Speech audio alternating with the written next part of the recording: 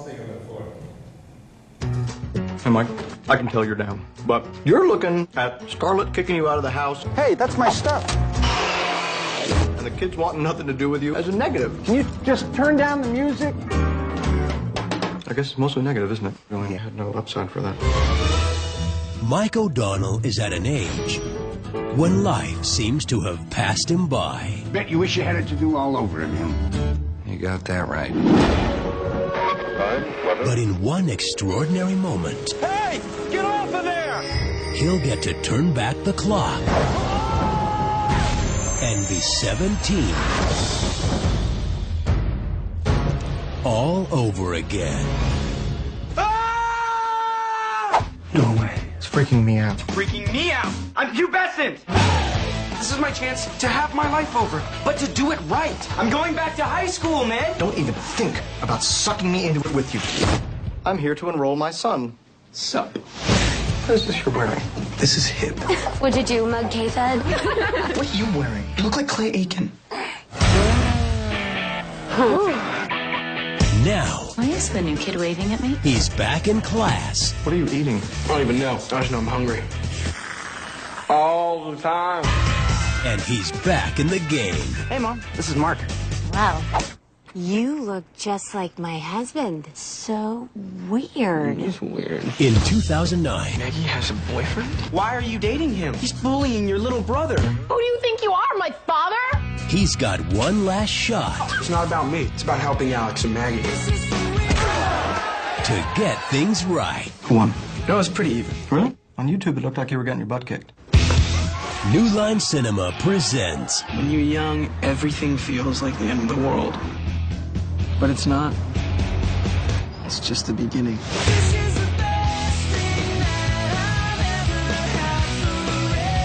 Zac Efron, I made the basketball team. Really? Oh, I'm so proud of you. Me too. You did great out there.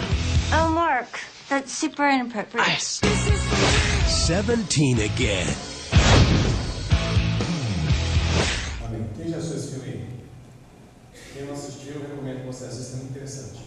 Mas, o que eu queria compartilhar com você nessa noite? Esse filme que nós passamos aqui, esse trailer, ele conta a história de um rapaz que ele tem a rara oportunidade. Só dá uma baixadinha por olho, para estar reverberando aqui, querido. Só um pouquinho, por gentileza. Ele tem a rara oportunidade de novamente voltar a ter 17 anos. E dos que já passaram aí de 17, quem gostaria de voltar a ter 17 aí? Mas com a cabeça que você tem hoje, né? Nossa, rapaz, vai arrebentar tudo. Nossa, nossa, vai ser o dono do Brasil. Né? Nossa. Mas infelizmente, o que nós vimos aqui é apenas uma ficção, é um filme. Isso não acontece na vida real, a gente não pode voltar atrás. No entanto, eu preparei uma palavra para você, e por isso que eu disse que eu ia ficar tão contente de poder trazer essa palavra para você nessa noite, porque nós estamos diante de uma oportunidade muito rara aqui nessa noite. Nós estamos no primeiro domingo, este é o primeiro domingo do ano de 2014, ou seja, como você estive falando no início, talvez você, assim como eu, tenha se planejado, tenha feito várias promessas para esse ano. Talvez você tenha dito assim: este ano eu terminarei meu curso de inglês, que eu já comecei 17, 18 vezes. Talvez esse ano você tenha dito assim: eu vou entrar na academia do Zé Carlos e eu vou ficar sarado, vou ficar sarada. Talvez esse ano seja o ano que você tenha dito que você vai comprar o seu carro zero, que você vai trocar de carro, enfim, que você tenha dito que você pode fazer tantas coisas. Só que eu preparei essa palavra e eu queria trazer ela a você, porque todos nós erramos. E todos nós ainda vamos errar, sabia disso? Pergunta para a pessoa que está ao seu lado: você sabia que você vai errar ainda? Verdade, você ainda vai errar. Não estou amaldiçoando a sua vida, não. Eu só estou dizendo que isso é um fato, que eu e você vamos errar. Nós vamos ter situações na nossa vida que, por mais que nós tentemos acertar, nós não vamos conseguir, nós vamos invariavelmente cometer alguns erros. Mas independente da idade, independente da condição social e do nosso conhecimento, eu e você, invariavelmente, às vezes nós vamos errar. Mas hoje, se apresenta diante de mim, de você, nesse início de ano, uma oportunidade rara de nós começarmos de novo, e o tema dessa mensagem que eu dei foi a 7 dessa vez. Sabe, irmãos, eu queria compartilhar um texto com vocês, E eu queria falar a respeito de um jovem chamado Davi. Abra sua Bíblia comigo em 1 Samuel, capítulo 16. Primeiro livro de Samuel, capítulo 16.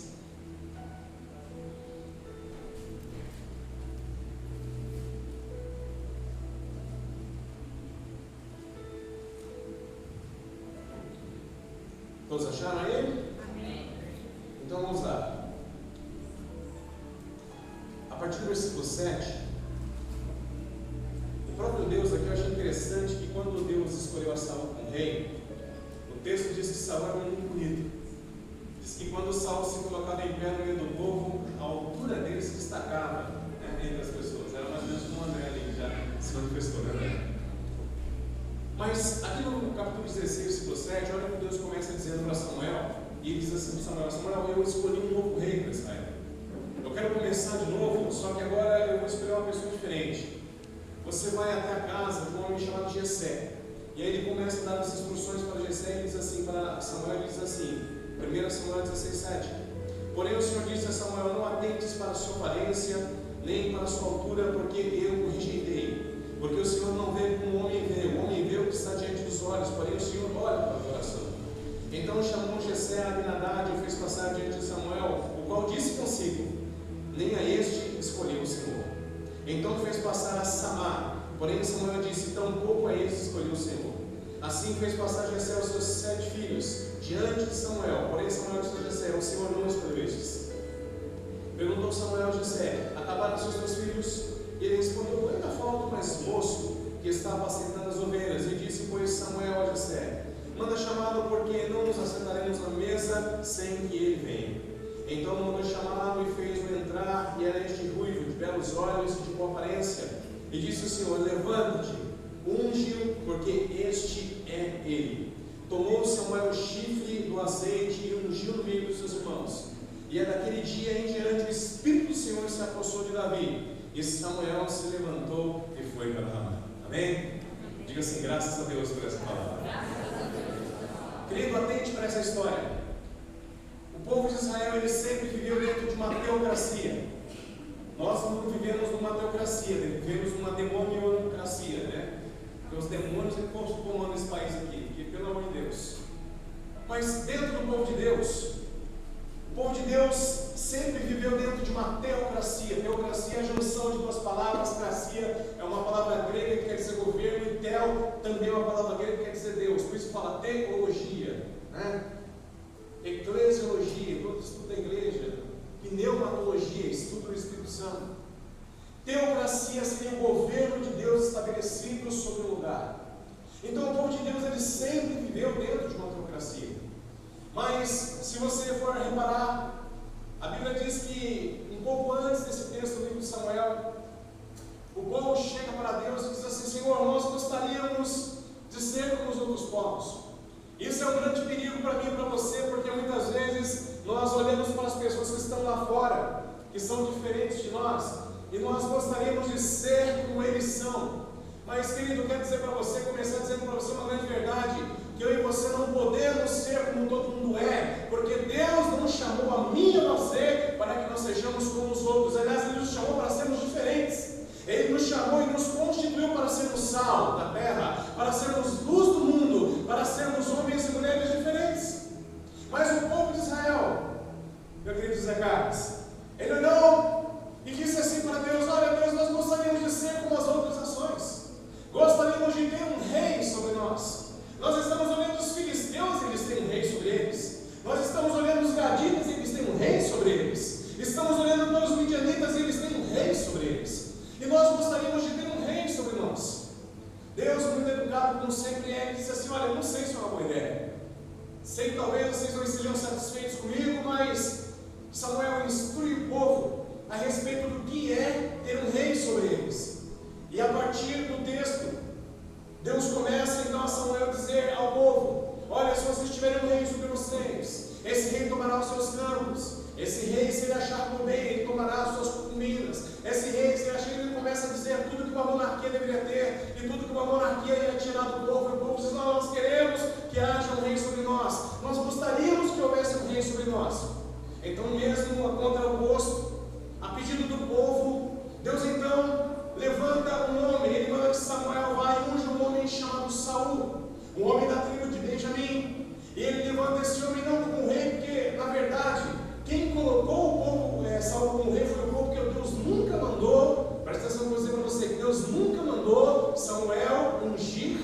a Saul como rei. Deus disse para Samuel: unge ele como príncipe sobre o meu povo, e a palavra hebraica que está escrita nesse texto seria mais ou menos como regente, alguém que estaria à frente até que um verdadeiro rei chegasse. Mas aconteceu que eles foram lá e ungiram o homem como rei, e rei ele se tornou. E se tornando rei, Saul começou a errar diante de Deus. Ele começou a pecar diante do Senhor. Ele não foi aprovado por Deus, não porque Deus não tinha dado a eles ali ferramentas, porque a palavra de Deus diz aí em 1 Samuel capítulo 10, versículo 6 e versículo 10, que quando Samuel falou com Saul, e ele disse assim: olha, eu vou te ungir, a Bíblia diz que a partir daquele momento o Espírito de Deus se apossou de Saul, assim como nós temos aqui no texto, que diz que o Espírito de Deus também se apossou de Davi. O que eu aprendo com isso? Que Deus, quando Ele chama a mim e a você, para que nós possamos fazer qualquer coisa, Ele nos dá meios, Ele nos dá subsídios, Ele nos dá competências, Ele nos qualifica para que nós possamos fazer a obra dEle. E a única coisa, e talvez hoje seja somente a única que o homem precisa para que ele possa ser usado por Deus, é que o Espírito de Deus esteja sobre ele. Se você me entende, diga amém. Amém. Que bom que você me entendeu. E Saul então recebe o Espírito de Deus. Então ele já tinha dentro de si o Espírito Santo. Ele tinha todas as qualificações. Ele tinha tudo que ele precisava para fazer um bom trabalho. Ele tinha tudo que ele precisava para ser um bom regente, para ser um bom comandante. Ele tinha dentro dele tudo aquilo que ele precisava para executar um bom trabalho, para ser aprovado diante de Deus. Mas por causa do seu caráter, mas por causa da sua falha de personalidade, mas por causa do jeito que ele era, dentro do seu coração ele é mau, ele não quis se converter. Eu estava em Serra Negra esse fim de semana, na companhia de muito bons amigos, né? E eu tive a oportunidade de ir na igreja do pastor Ney. Vocês já viram, ele já veio aqui pregar na igreja, pastor Ney, nosso amigo.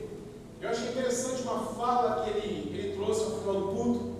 Ele disse assim, que muitas vezes as pessoas, desculpa, não se ofenda com o que eu vou dizer aqui, não fique ofendido, por gentileza, por favor, me perdoe, eu peço de antemão que você faça isso.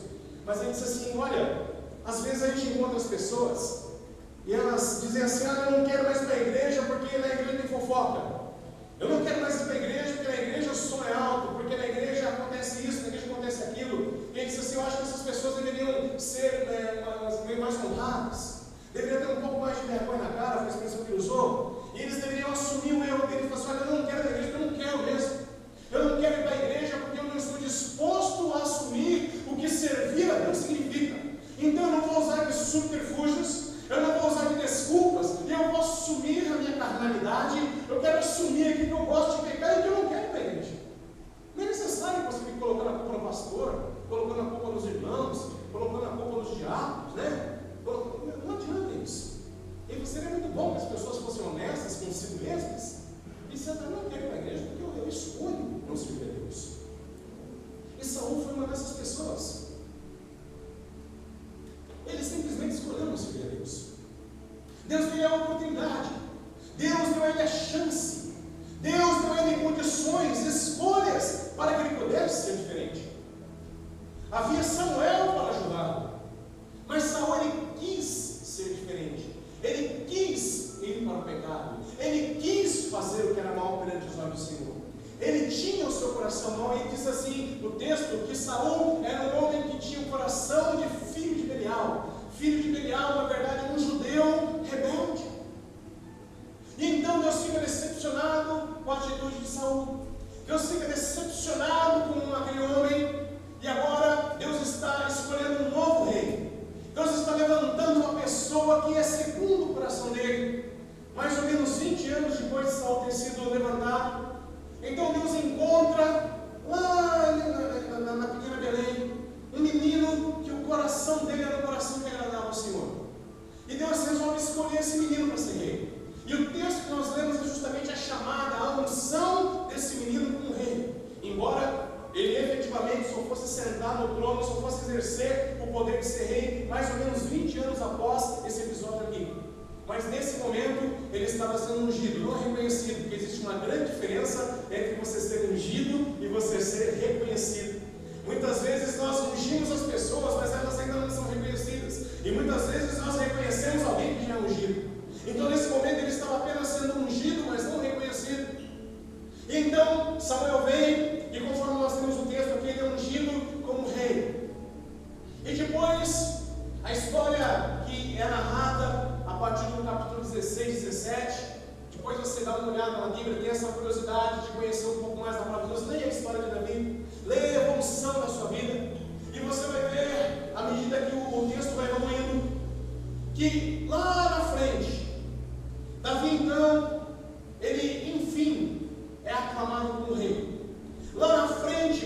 avançar aqui no texto. Avance um pouco mais comigo aí, em 2 Samuel.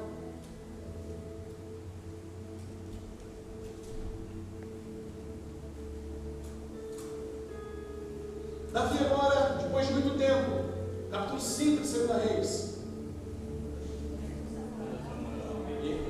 Gente, ainda bem que vocês estão atentos, mais atentos que eu, inclusive, né? Em 2 Samuel capítulo 5, Davi era ungido como rei de todo Israel. Ele já estava reinando em Hebrom, reinou 7 anos em Hebrom. E os anciãos de Jerusalém, os chefes das tribos, eles vêm a Davi e dizem assim: Davi, nós temos visto que Deus é com você, nós temos visto que o Senhor é contigo, nós temos percebido no seu reinado aqui em Hebrom que Deus tem abençoado você, e nós gostaríamos que você fosse rei sobre todo Israel. E Davi aceita aquele convite, ele aceita aquele desafio de ser rei sobre todo Israel, de reinar sobre todas as tribos. Mas Davi, diferente de mim e de você, ele faz uma coisa aqui que eu queria incentivar e queria dizer que eu e você podemos fazer isso hoje. Ele tem diante de si agora um desafio, mas diferente do vídeo que nós vimos aqui, do filme que nós podemos ver aqui, 17 outra vez, onde o ator, ele fica de uma ficção, claro, ele tem a oportunidade de voltar no tempo, e ele tem a oportunidade de novo, com 17 anos, ele fazer tudo de novo.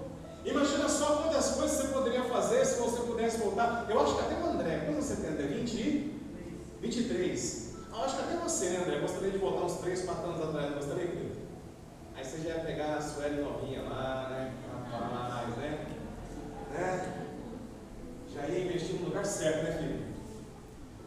Então eu acho que até o André, que é tão jovem, ele já gostaria de voltar um pouquinho atrás. E como Paulo César Baruch canta: ah, se eu pudesse, voltaria atrás e não faria o que fiz. E talvez nós não podemos fazer como esse rapaz do filme fez, voltar lá atrás e começar a fazer tudo de novo. E onde eu errei, eu começar agora a pensar em acertar. Onde eu errei, eu começar a tentar agora fazer diferente. Porque Albert Einstein disse assim, que você fazer as mesmas coisas e esperar o mesmo e esperar um resultado diferente, isso é falta de inteligência. Também conhecido como? Isso, obrigado. Por vocês que disseram, não fui eu. Você fazer sempre as mesmas coisas, Walter, e esperar um resultado diferente, isso é falta de inteligência. Então, talvez nós não possamos, como esse rapaz, voltar a ter 17 anos, 18, 19, 15, 14. E podemos, de repente, mudar alguma coisa, possamos, talvez, assim que ele colocou a coroa na cabeça. O primeiro ato de Davi foi ir para essa cidade, a cidade de Jerusalém, que antigamente era habitada pelos jebuseus. E ele foi e tomou essa cidade. Por que ele fez isso? Eu vou te contar uma pequena história dentro desse texto aqui para você entender por que ele fez isso. Quando Deus chamou Abraão e falou assim: Abraão, no capítulo 12 de Gênesis, eu gostei de você, você é um cabra especial. Eu quero fazer uma aliança com você. Eu vou dizer uma coisa para você, Abraão: eu vou te tirar dessa terra que você está aqui, de Ur dos Caldeus, e eu vou te levar para um lugar diferente. Eu vou te levar para uma terra que você ainda não conhece. Eu vou dar essa terra para você como herança. Eu vou dar essa terra a você. Essa terra é um lugar bom, essa terra é um lugar que produz, essa terra é um lugar onde você vai se realizar. E ele fez essa promessa a Abraão, e essa promessa foi se estender aos seus filhos. Se estendeu a Abraão, a Isaac e a Jacó.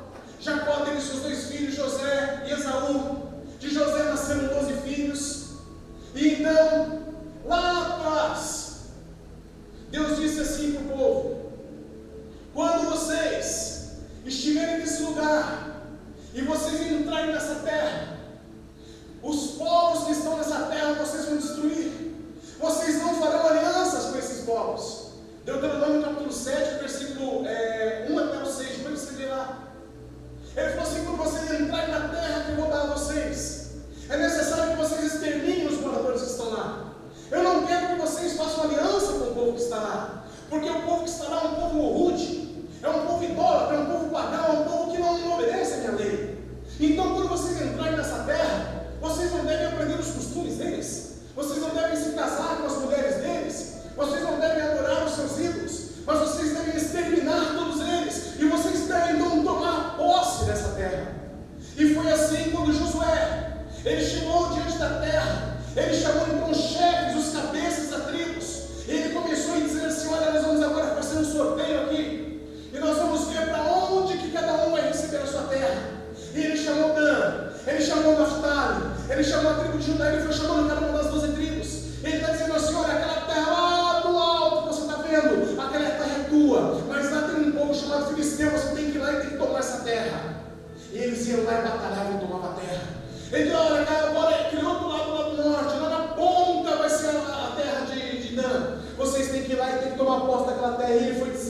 e foi dando a cada tribo, e as tribos, menos a tribo de Levi, que a tribo de Levi, a porção deles era do Senhor.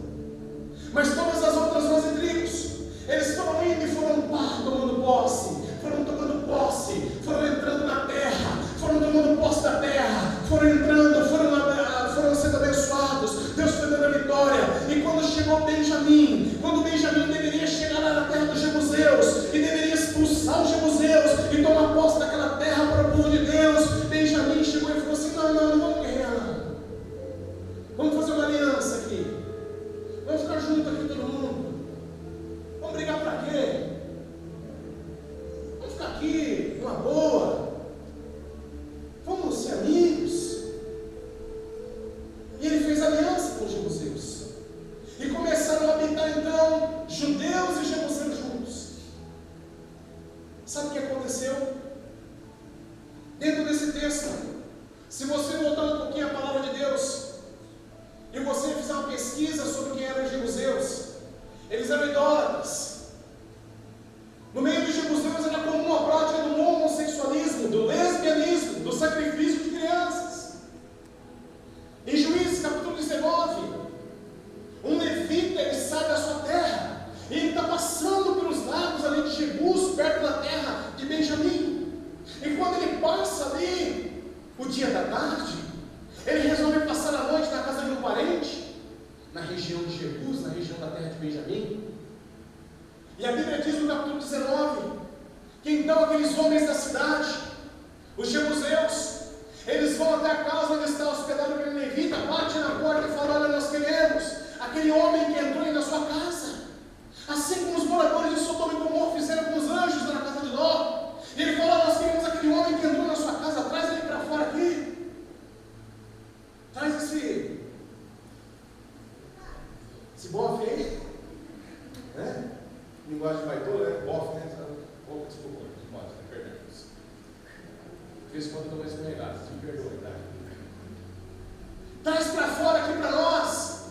E o homem fala: não, gente, pelo amor de Deus, não faça isso. Esse homem é um homem de Deus. Eles insistem com o homem, então, para preservar a vida do levita, ele tira a concubina do levita e entrega a concubina desse levita. E a Bíblia diz que todos os homens daquela cidade tiveram relação a noite inteira com ela, e a estupraram. E ao final daquele dia, na manhã daquele dia, aquela mulher estava morta. Então o levita fica indignado. E ele pega, sai da casa, corta a mulher em 11 pedaços e manda cada pedaço para uma tribo, falando a respeito do ódio que ele estava sentindo, do sentimento que ele estava sentindo, da injustiça que foi feita, daquilo que estava dentro do seu coração. Ao ponto de todas as tribos se juntarem, ele encontra a tribo de Benjamim, dizendo assim: olha, vocês não são dignos dessa terra. E sabe quanto tempo durou isso? Passaram com Israel, diga comigo, 15 juízes, diga 15. Irmãos, veio Baraque, veio Jefté, veio Sansão, veio Débora. Nenhum deles teve coragem de ir lá e tirar os jebuseus que estavam naquela terra, habitando junto com o povo de Deus. 15 juízes passaram. Passou até o sacerdote Eli, passou o sacerdote Samuel, que era profeta e também era juiz. Nenhum deles foi lá fazer a vontade de Deus, porque a vontade de Deus era que aquele povo não estivesse lá. Aí veio o rei Saul, um homem que Deus achava que ia fazer aquilo que era certo. Mas Saul pecou diante do Senhor. Saul reinou durante 40 anos em Israel. E Saul não estava nem aí com o que estava acontecendo com o povo. Mas quando Davi assumiu o trono, querido, quando Davi foi começar o reinado dele, ele falou assim: só que eu vou fazer diferente. Eu não vou permitir que dentro do lugar onde é a casa de Deus, eu não vou permitir que no meio do povo de Deus haja pecado. Porque Deus tinha mandado exterminar lá em Deuteronômio capítulo 7, ele conhecia a palavra de Deus. E quando ele assume o trono, a primeira coisa que ele faz, os homens daquela cidade perguntam assim: Davi, você vai reinar sobre nós? Ele diz: vou reinar. Ele fala: Davi, o que você quer fazer primeiro? Você quer ir lá fazer um palácio? O que você quer fazer primeiro? Ele fala: não, a primeira coisa que eu quero fazer é que a vontade de Deus seja estabelecida na nossa terra. E ele fala assim: onde estão os meus valentes? E ele junta o seu exército, junta os seus 37 valentes, e ele vai até a cidade de Jebus, que agora é Jerusalém. E a Bíblia diz que ele chega, ele arrebenta com Jebus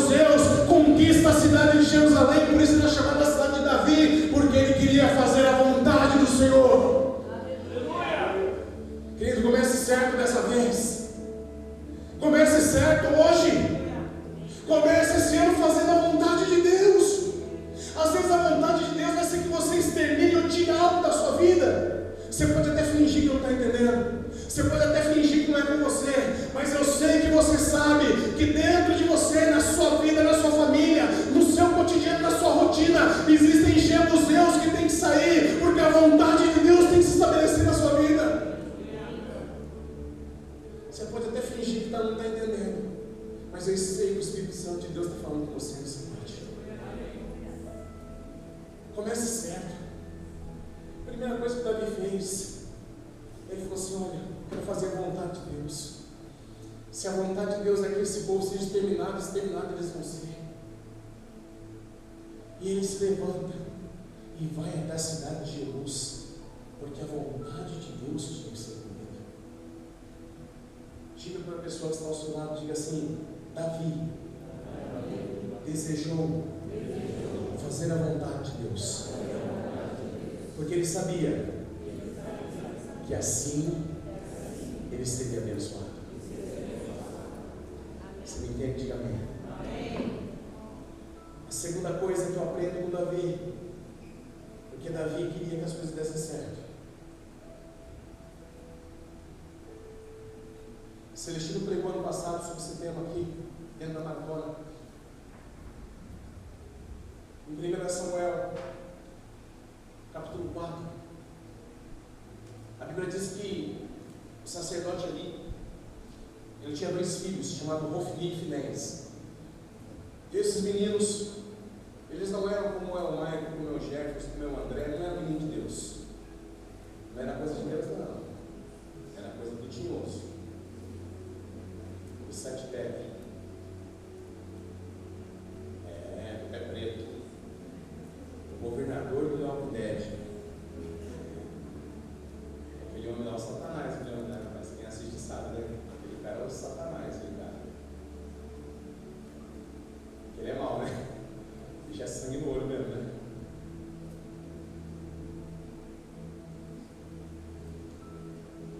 E Hofni e Finéias, os filhos de Eli, eles desonravam a Deus.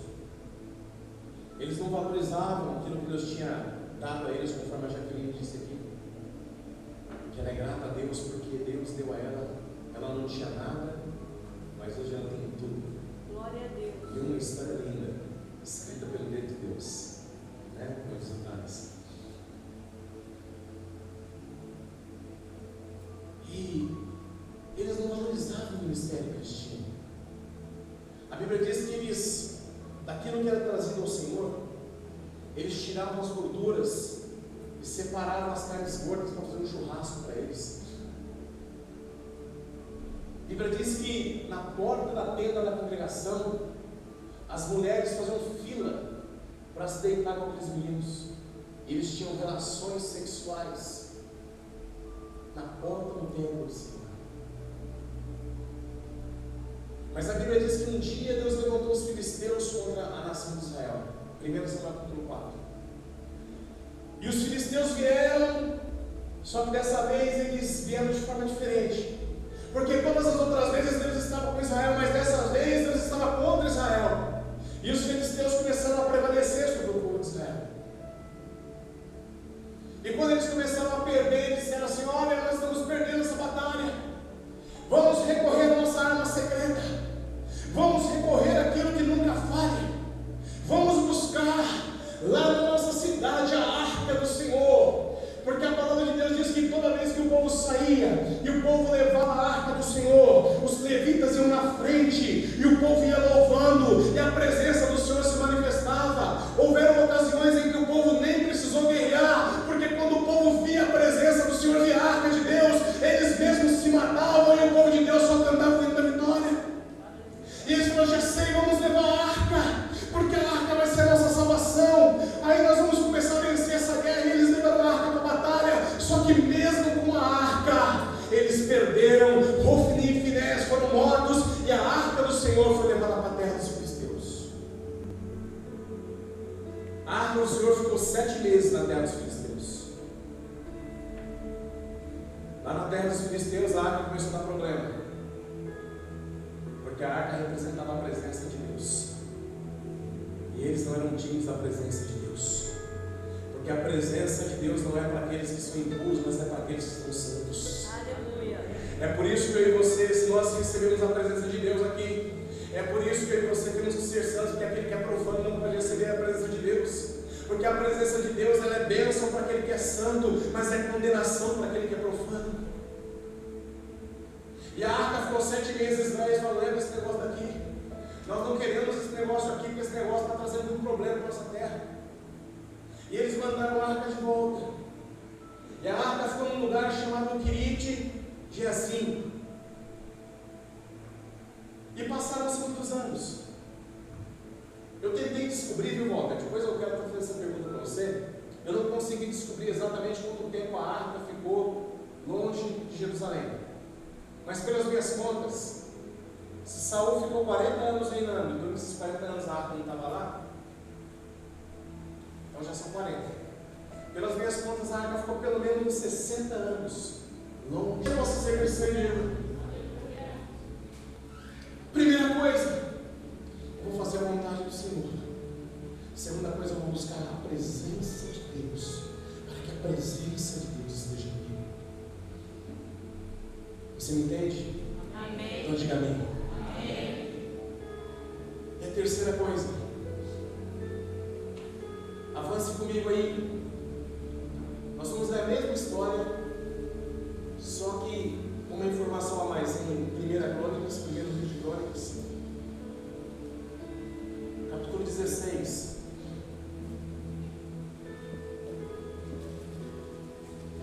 Se você olhar no versículo 25, você está no capítulo 16 aí, se você olhar no 25, versículo 25, capítulo anterior ao capítulo 15, está dizendo assim: a arca é levada para Jerusalém. Agora a continuação da história. O lugar que você entra é um lugar onde a presença de Deus se manifesta. Permita que o seu quarto se torne um templo de adoração a Deus. Permita que o seu quarto se torne um lugar de culto ao Senhor. Porque não existe mesa se não houver, não existe altar se não houver mesa, querido. Nós temos que fazer a vontade de Deus. Temos que ter a presença de Deus, mas temos que também abençoar o templo de Deus. Nós temos que estar aqui reunidos. Nós temos que nos envolver com as coisas de Deus. Meu querido, hoje eu estava numa festa do meu filho Azaf, e eu tomei um cuidado, eu falei para minha esposa: olha, vamos fazer o seguinte, vamos fazer a festa em tal horário. E ela falou assim: não, a gente começa a festa, vamos começar às 5. Eu falei: não, mas peraí, às 4. Ela falou: não, a gente marca às 4 para começar às 5. Não, a gente marca às 4 para começar às 4. Não, mas o pessoal foi: não, marca às 4, começa às 4, 5 horas. Não pode ser assim, que o pessoal não chega, ele chegar, não come. Não, mas o pessoal foi: não, então vamos fazer assim, 5h30 corta o bolo, e aí já libera o pessoal para o culto. Aí ela começou a negociar: não, vamos fazer o seguinte então, 6 horas a gente corta o bolo. Eu falei: negócio fechado. Sabe por quê? Eu estava lá no aniversário do meu filho, mas eu estava preocupado com o culto que ia acontecer aqui. Eu falei: eu não posso cortar o bolo 7 horas, 8 horas, porque eu tenho que liberar as pessoas que estão aqui, que vão para o culto. Eles foram lá honrar minha família, honrar meu filho, foram lá abençoar minha vida com a presença deles, mas eu sabia que ia acontecer um culto aqui, eu não podia prejudicar os irmãos, eu só não vi porque eu tinha que limpar o salão. Eu ainda falei para minha esposa: nossa ideia depois daquele culto, que eu sabia que era vista maratona. Eu estava lá, mas estava preocupado com o que estava acontecendo aqui. Sabia que eles estavam em ótimas mãos, mas a gente queria estar junto, porque eu tenho desejo de abençoar a casa de Deus. Não é abençoar só trazendo dinheiro, porque o dinheiro é o que menos importa, o que menos interessa. Mas é abençoar na casa de Deus com a sua vida, com o seu dom, com o seu talento, com o seu ministério, com tudo aquilo que você é, com tudo aquilo que você tem. O Cristiano e eu estamos num projeto ousado aí, um projeto de perda, né? Mas nós não estamos nem preocupados com o que nós vamos perder, porque eu sei que aquilo que nós vamos perder é muito mais do que nós vamos ganhar. E nós estamos aí, eu vou falar, tá? Você pode falar?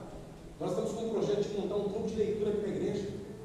Eu falei com o mestre Walter, eu falei com mais alguns irmãos, nós vamos trazer alguns livros. E vamos deixar alguns títulos à sua disposição aqui. Imagina que bom você poder. Eu sei que leitura é muito caro, eu sei que livro é muito caro. E talvez você não tenha tempo para de repente investir e comprar um livro, mas nós vamos colocar, eu e mais alguns irmãos, naquilo que nós compramos com o nosso dinheiro, nós vamos disponibilizar para que você possa de graça poder ter acesso a essa informação, ter acesso a livro, a dicionário, ter acesso a informações de teologia, DVD, vídeo. Nós queremos fazer isso porque nós queremos abençoar o templo, nós queremos abençoar a igreja, nós queremos dedicar o nosso tempo, o nosso talento, tudo que somos como Deus. Querido, tudo que você tem, foi Deus que deu, tudo que você é, Deus que deu para você. Eu trouxe uma pregação um dia desse aqui, falando a respeito de 3 coisas. Primeiro, tudo que nós temos foi Deus que deu. Tudo que Deus nos deu tem que ser usado para glorificar o nome dEle, e tudo aquilo que Deus nos deu não pode tomar o lugar de Deus. Então nós temos que abençoar o templo, e nós também temos que abençoar a nossa casa, como Davi. Você vê que o trabalho de Davi não terminou no templo. Eu ouvi uma história, não sei se é verídica, não sei se é mentira, se é ficção, o que é, mas eu achei muito interessante. E eu ouvi que existem muitos lados dessa maneira, e que o filho chegou para a mãe e falou assim: mamãe, a gente pode se mudar e morar na igreja agora? A mãe falou assim: que isso, rapaz, que conversa é essa, filho? Mudar para ficar na igreja? É porque na igreja o papai é tão bonzinho. Na igreja o papai é tão educado. Na igreja o papai abraça a gente. Na igreja é tão diferente. E eu gostaria então de mudar para a igreja para ver se vocês têm esse pai que é na igreja. Quando ele terminou de fazer o trabalho no templo, ele não esqueceu a sua casa, não. Ele foi lá e foi o sacerdote da sua casa. Ele foi lá e abençoou a sua casa. Ele foi lá e deixou e permitiu que Deus usasse para que a sua casa pudesse ser abençoada. Você tem abençoado a sua casa? Você tem abençoado a sua família? Aqueles que estão em volta de você, eles têm sido contagiados por aquilo que Deus tem feito na sua vida? Ou o nosso culto, ou a nossa vida de cristão tem acabado aqui? Quando acaba o relógio lá 8 horas, acaba com a nossa vida de crente. A sua casa tem sido um pedaço do céu, tem sido um pedaço do inferno. E não se esqueça, se tem um inferno, tem um diabo lá, né? Porque todo inferno tem um diabo, né? Quero perguntar para você: você quer fazer certo? Você quer acertar dessa vez? Quer fazer diferente do que você fez todas as outras vezes? Faz com Davi. Busque a presença de Deus. Faça a vontade do Senhor. Esteja no templo, abençoando o templo e abençoe também a sua casa. O resultado é que Deus vai abençoar, Deus vai se prosperar e a sua vida será uma bênção. Se você me entende, amém.